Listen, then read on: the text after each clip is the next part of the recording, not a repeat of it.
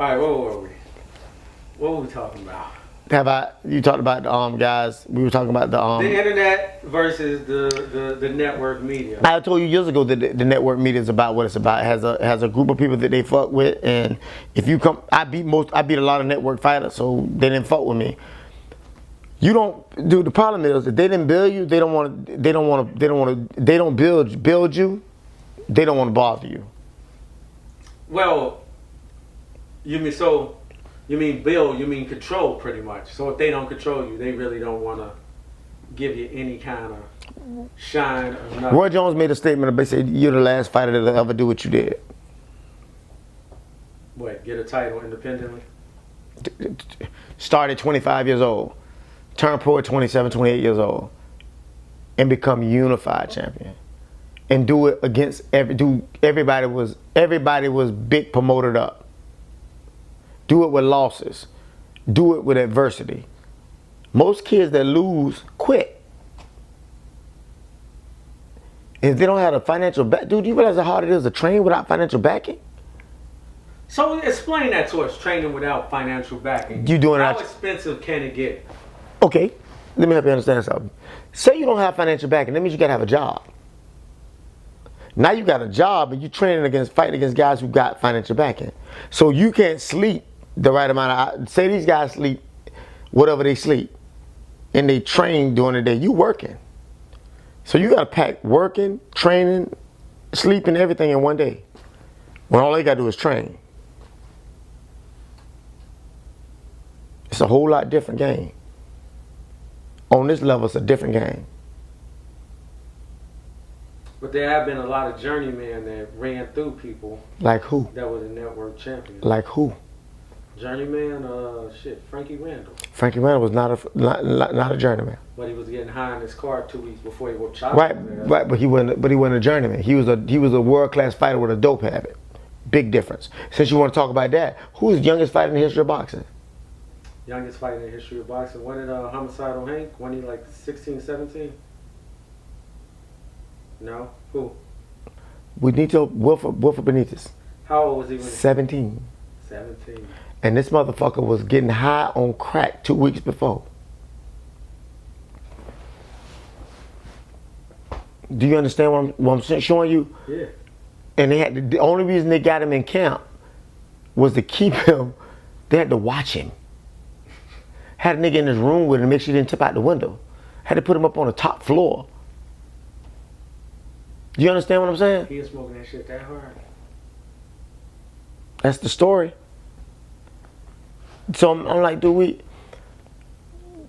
most guys who don't have backing, don't have the best training facilities, the best equipment, dude, they don't have it. It's impossible right now to compete with money for most people. You know what I'm saying? Be different if you had somebody to foot the bill for you. Do you think that's destroying the sport? No. You think it helps the sport? No, I think it helps the sport. Because it's destroying the sport. It's destroying the sport in the fact that you don't get the very best fighters. Because a lot of times the best guy is not in the best situation. Exactly. That's destroying the sport. But you got all these guys that they're being pushed and they're being taken care of.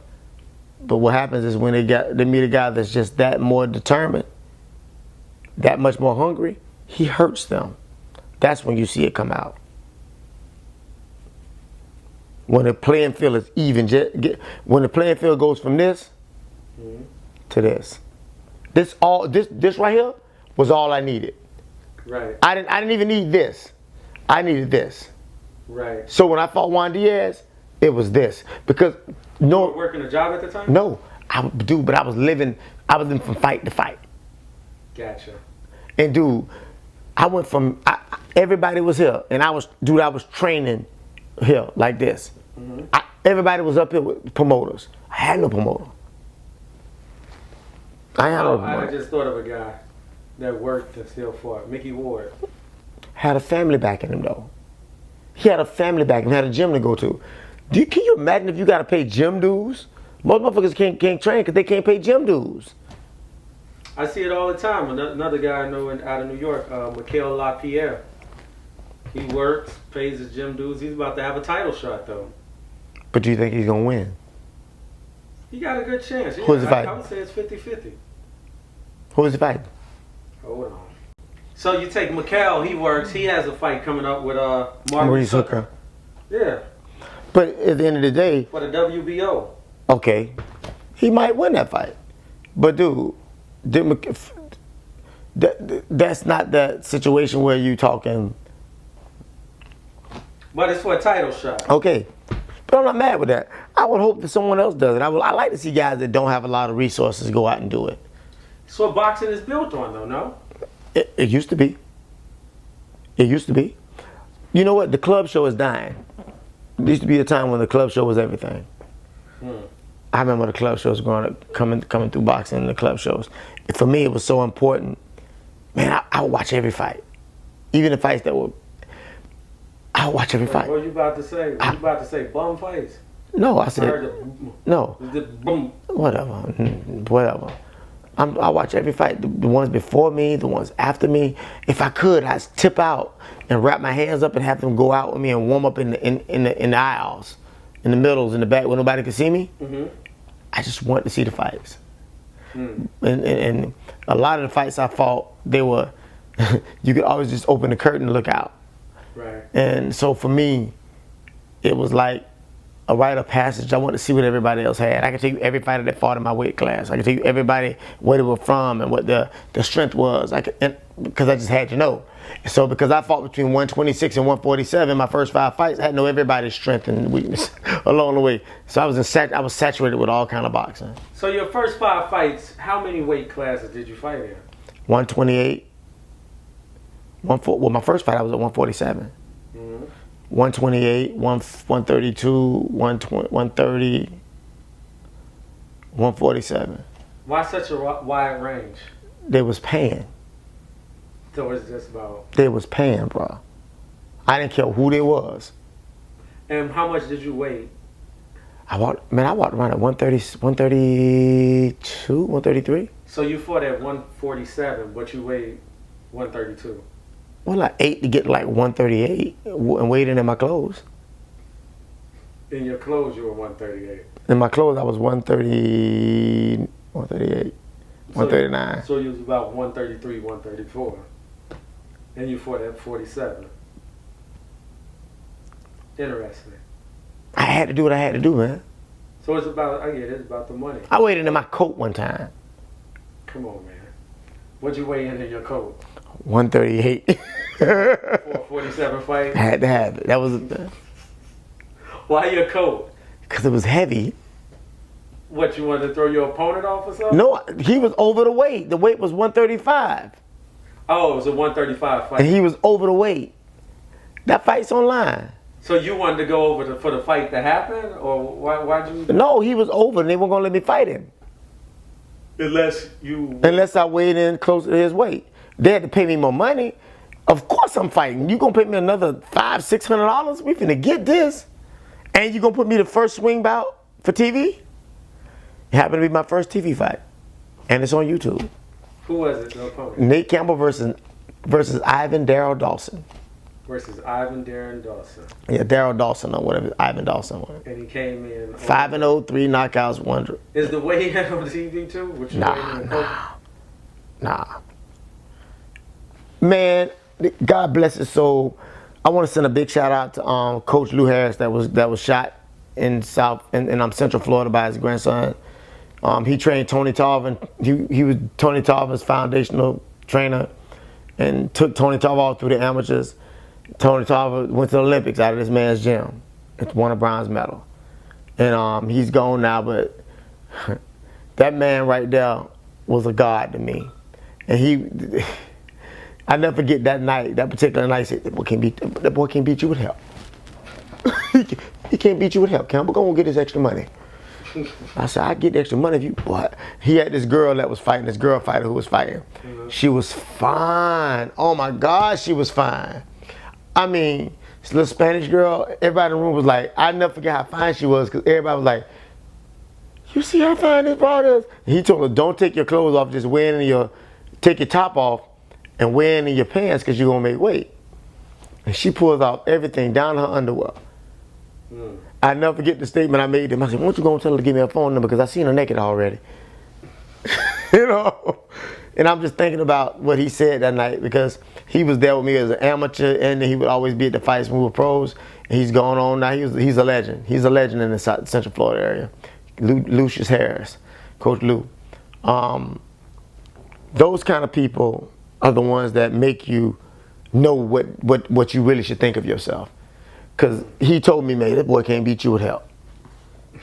He can't beat you with help. And just those kind of people are just they're a blessing to your life. And we don't have enough of those guys left anymore. What happened to them? And how come it didn't regenerate? Well, they died for one. A lot of them. Why didn't it regenerate? Because a lot of their fighters didn't have the same love as they had for the game. You find it was the problem was you had so many guys like that because there was so many gyms open around, and those gyms produced guys that were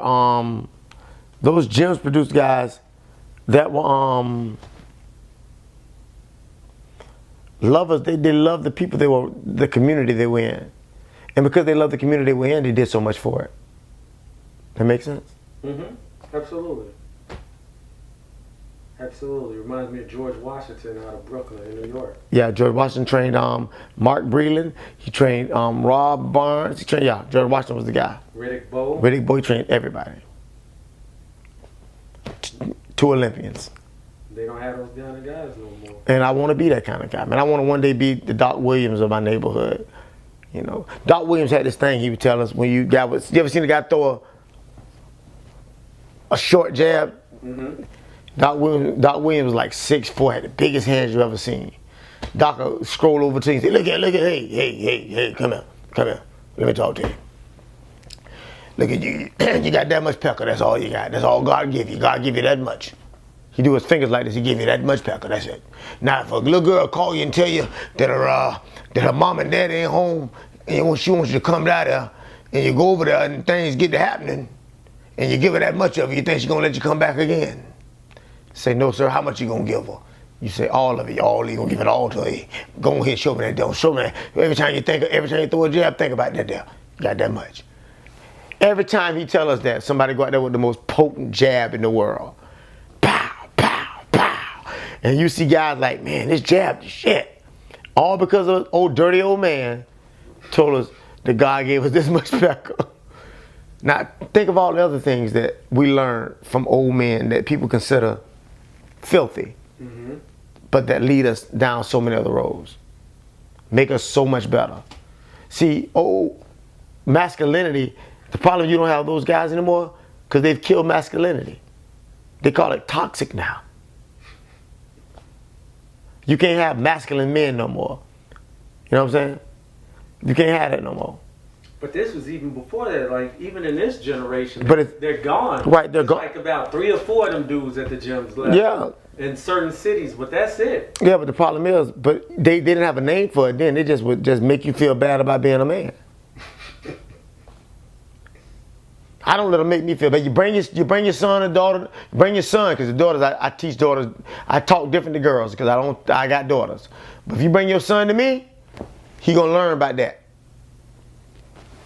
Period. He gonna learn, and many others. Doc was dirty, man. Everything he said had a sexual connotation to it, but you remembered it. Psychology. Yeah, he understood the young psychology applied to sex, yeah. You do what at 20 at 15, 16, 17 on up until a certain age, all you think about is sex. So all you thought about was this. That old man was a genius, man. And their genius is not celebrated. No, it's really not. It's not celebrated. It's really not. Old genius. OG, man.